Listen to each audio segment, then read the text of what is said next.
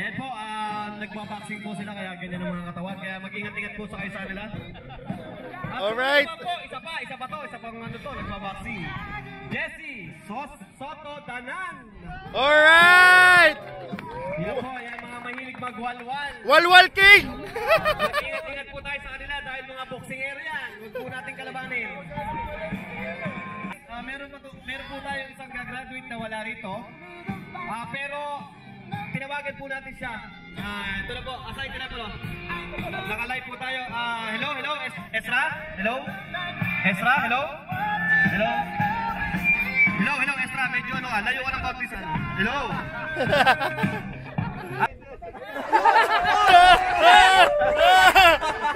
Ezra, bakit?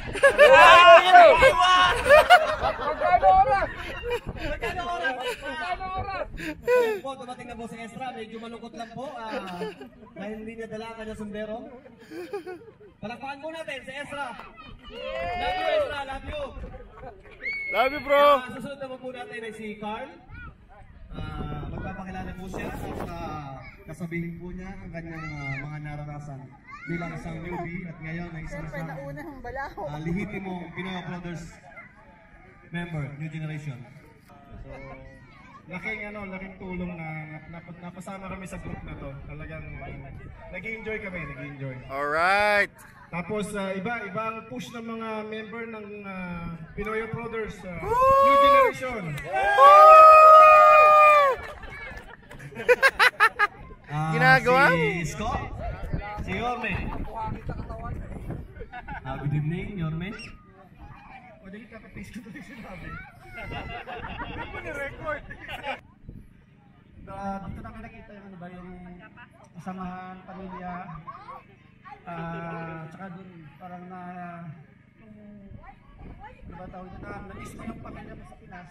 Dito trabaho lang. Pagdating mo dito, ngayon parang may pamilya ka na talaga. Alright. Palagi kang tulong. Ako talaga yung newbie. Start sa sa tulong na Christian. Advice na Richard. Saka na lahat ng PO officers. Thank you po.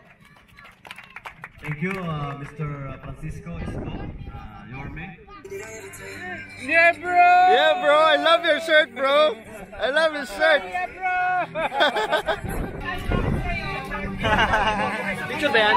Video to to. Picture yan? Yeah! Hey! Pinoy Brothers, new generation.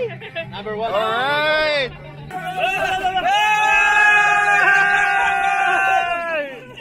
Shout out pala sa asawa ko, wala ngayon.